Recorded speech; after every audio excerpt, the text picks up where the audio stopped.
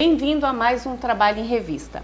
Há 70 anos era instalada a Justiça do Trabalho no Brasil. O ano era 1941 e Mato Grosso foi contemplado com duas juntas de conciliação e julgamento, uma em Cuiabá e outra em Corumbá.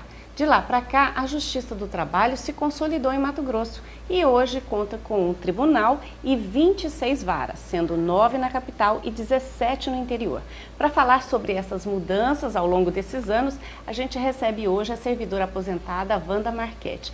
Wanda, obrigada por você ter aceitado o nosso convite de vir aqui compartilhar a sua experiência. Wanda, eu queria começar, você tomou posse, começou a atuar na Justiça do Trabalho em 1979. Não, em 69. Em 69. Como é que, em 69, qual que era a estrutura? A gente viu que a gente tem tribunal, tem varas em Cuiabá, no interior. Como é que era a estrutura da Justiça do Trabalho em Mato Grosso? Era extremamente simples. Era uma casinha humilde ali na Marechal Deodoro, esquina com a Marechal Floriano. A casa está lá ainda, muito simples, tudo muito pequeno. A sala de audiências era no fundo desse imóvel, teto baixo, um calor terrível, um ventilador bem pequeno, assim, diretamente no rosto do juiz, só ele, porque eu era pequeno, direto nele, e nós todos suando muito, as partes, os vogais, né, que tínhamos vocalato. Usava terno. Todo mundo usava terno, advogados e o juiz, né, os vogais também. E a estrutura de servidores, Wanda, qual que era? Pois é, era apenas o chefe de secretaria e sua esposa, que era técnica, eu era auxiliar judiciária e uma moça da limpeza. E as reclamações, Wanda, você se lembra qual que era o tipo de reclamação? O que os trabalhadores, quais são os tipos de ações e que pedidos tinham nessas ações? As reclamações eram verbais, né? A escrita, através de advogado, eram poucas. A grande maioria eram verbais. E a grande maioria eram de empregados de fazendas no município de Chapada, que era o maior município do mundo na época, né? E outros aqui por perto, aqui mais próximos. Então nós tínhamos muita dificuldade, até que a ação, a instrução, tudo ia fácil, mas quando chegava na fase da execução, era complicadíssimo. Antes da gente falar um pouquinho da execução, Wanda, eu queria que você falou que a parte de conhecimento era mais simples. No entanto, na fase de conhecimento tem a parte de cumprimento de mandados. Como é que se cumpria mandados? Você está falando de Chapada mesmo, né? Que era um município enorme, pegava ali onde hoje é Diamantino, tudo era Chapada, né? Não, Diamantino não. Mas era o seguinte, essas empresas, elas tinham escritório em São Paulo. Então a notificação inicial era através da precatória e São Paulo era citado, tudo bem. Mas na hora de executar, a fazenda ficava muito distante. Então o oficial de justiça não tinha como se locomover, porque umas cidades que hoje existem faziam parte do município de Chapada, que agora não me vem a memória, não me lembro. Mas quando eu saía para esse lado era complicado. E era muito grande o número, eu não sei se você já ouviu falar de escravidão branca. Apareciam aqui em Cuiabá uns senhores que tinham o apelido de gato. Eles ficavam numa pensão simples, humilde, já regimentando. Esses empregados iam para lá, trabalhavam uma verdadeira escravidão, abrindo mato, formando fazenda. Largava a família aqui, que recebia alguma coisa, né, um adiantamento, para se manter. E de vez em quando aparecia um, fugia, né, de lá, conseguia chegar aqui, nem sei como. E houve uma reclamação, esse dia até quem estava recebendo a verbal era a Norma Doc, minha colega, e ela se emocionou quando ele começou a contar. Ela começou a chorar, levou o rapaz em casa dela, que era uma quadra da junta, deu o almoço para ele lá, deu uma roupa para ele se trocar, e ele depois foi embora. Mas de vez em quando era uma meia dúzia que conseguia fugir juntos, porque, segundo eles diziam, desaparecia essas pessoas. Quando queriam vir embora, não queria mais aceitar o sistema. Você imagina que coisa. Da mesma forma que sua colega está relatando, sua colega se emocionou, Wanda, você também atuou como secretária de audiência.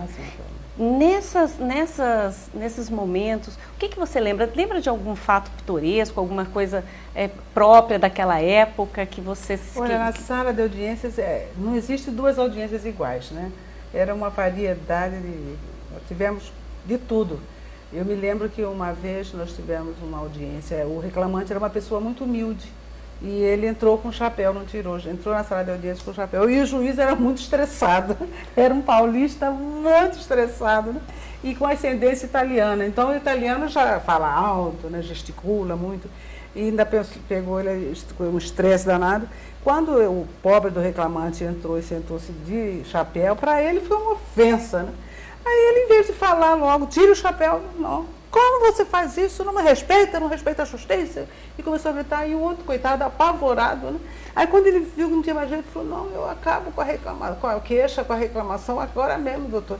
Ele falou, não, não é isso, pode tirar esse chapéu? Ah, sim. Quer dizer, o outro ficou tão nervoso, depois ele não conseguia falar, tremia, e nós todos constrangidos com aquele, e o juiz mesmo, numa boa. Bom, esse foi um caso assim que nos deixou chocados. E o pior é que esse mesmo juiz, nessa mesma semana, temos as nossas tradições religiosas, né? E tem a esmola de São Benedito e a esmola do Senhor Divino. E passando, vem a banda tocando, né? E ele lá presidindo a audiência, e no segundo andar, né?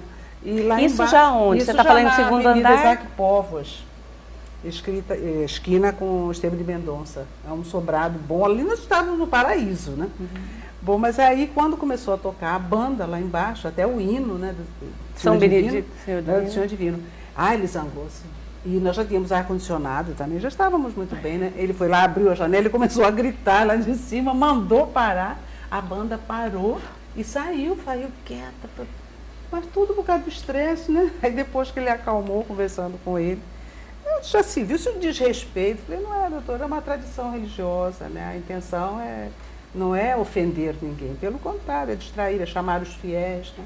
Ah, eu não conheço, nunca vi disso na minha vida. Wanda, você falou que nessa época você já tinha um ar-condicionado, então já estava muito bem. Eu queria que você falasse um pouquinho, você esteve atuando na Justiça do Trabalho de 69 até 93. O tribunal foi instalado em 92. Então você ficou aqui só um ano. Um ano após a instalação do tribunal. Lá na Fernando Correia, né? Na Fernando Correia. E queria que você falasse um pouquinho sobre o processo de informatização, vamos dizer assim, de 1969 até 93, quando você esteve, essa estrutura física mesmo e de informática. Porque em 69 vocês estavam com máquina de escrever. Máquina de escrever, bem antiga. Eu acho que ela está aí no memorial, que está em exposição lá no Shopping Pantanal até o dia 3.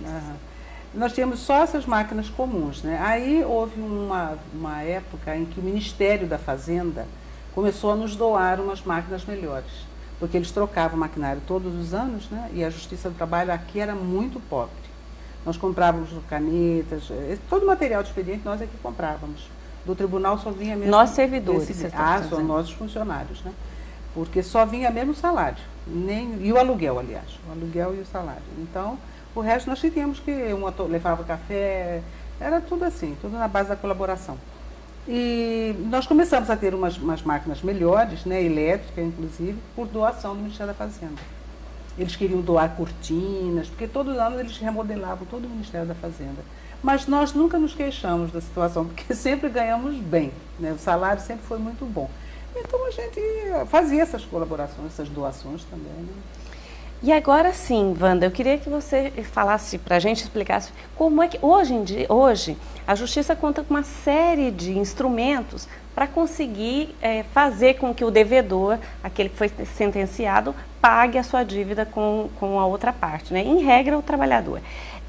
Como é que vocês faziam naquela época? Hoje tem como você fazer bloqueio de conta corrente online, né? Como é que se fazia no final da década de 60, na década de 70? Como é que fazia isso? Mas isso você conta pra gente daqui a pouquinho, a gente vai para um breve intervalo, não sai daí, a gente já está de volta.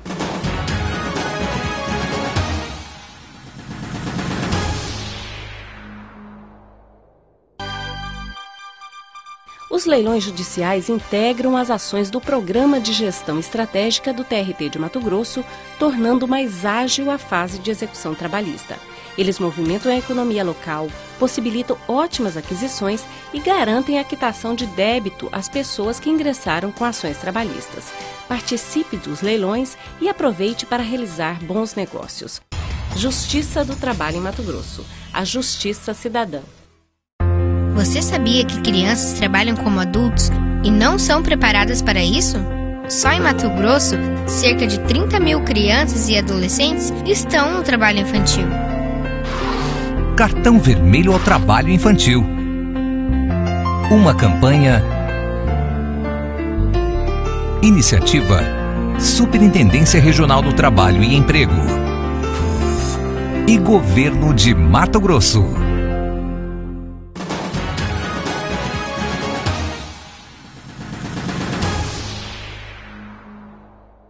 Estamos de volta com o programa Trabalho em Revista, que hoje conversa sobre os 70 anos da Justiça do Trabalho no Brasil e em Mato Grosso.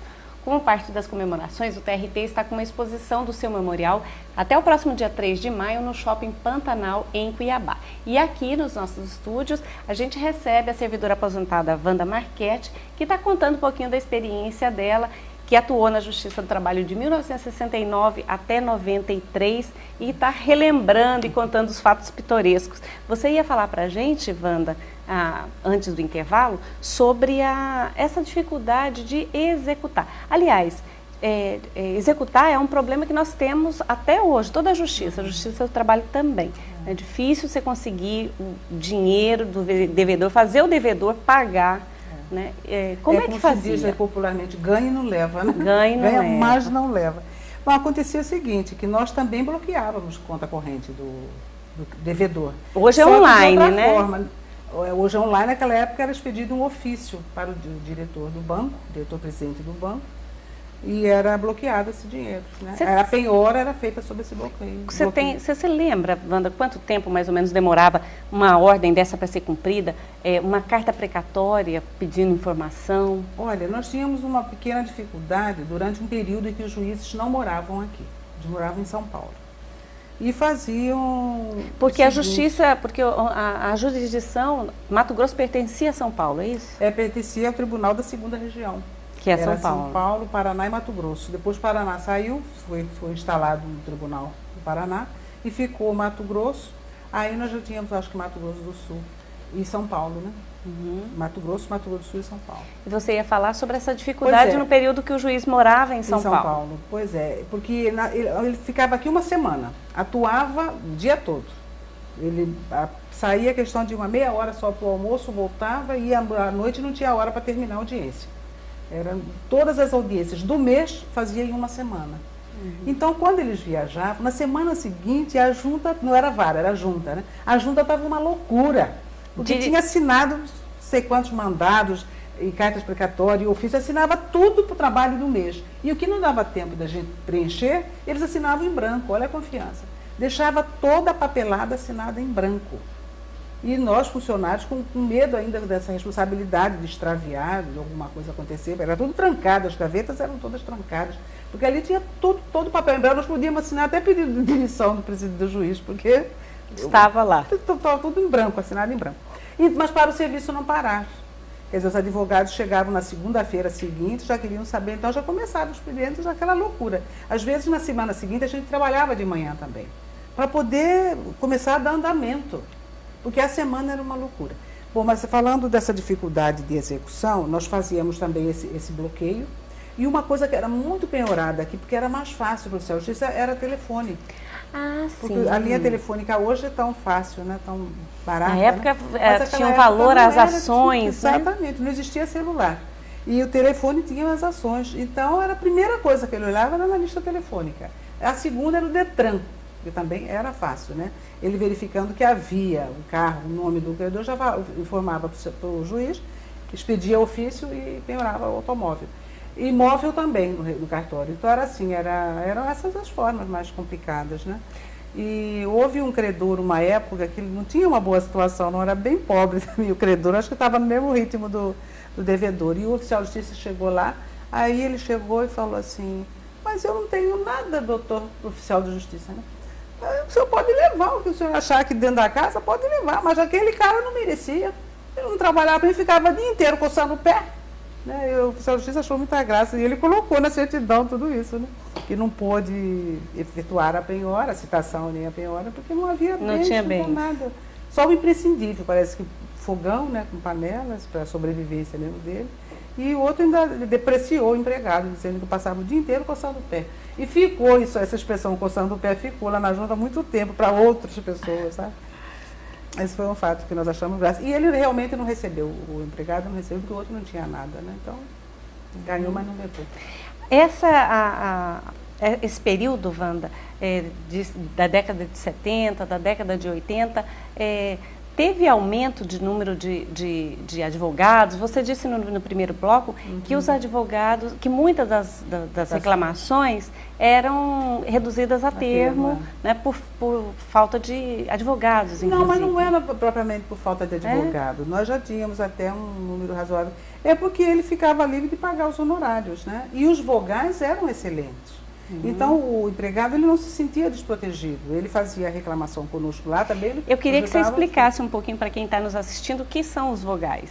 Ah, sim, os vogais eram representantes dos empregados e dos empregadores. Né, que eram juízes vogais, juízes, né? togados. Não, togados não, não juízes, eram classistas. Classistas, exatamente, representavam a classe e eles ajudavam o empregado, quer dizer, o vogal dos empregados, né? Ajudava o empregado, fazia perguntas também para a parte ou para as testemunhas, né?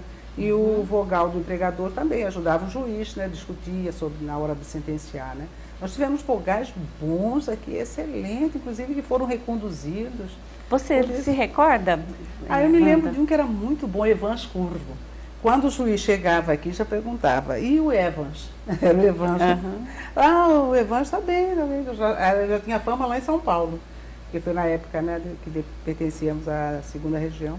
Eles ajudavam muito, faziam perguntas interessantes mesmo, assim. E você vê, não tinha um curso de direito, não eram bacharéis em direito, mas só a experiência, né? Porque você trabalhando algum tempo, você vai conhecendo o empregado que é malandro, aqueles profissionais que trabalham 3 meses e começam a dar motivo para ser dispensado. E eles já conheciam também, porque a gente sabe quando a pessoa está engenhando um plano, né? E Cuiabá era muito pequena, né, Wanda? Era bem mais fácil, né? Conhecer, saber quem que era quem. Mas o empregado era interessante. A gente já conhecia alguns empregados, porque estavam sempre dando uma voltinha lá pela junta. Chegava a cada 3, 4 meses, saía e ia lá reclamar. E queria tudo, né? Do Supremo, 13º, férias proporcionais, fundo de eu quero todos os meus direitos, né?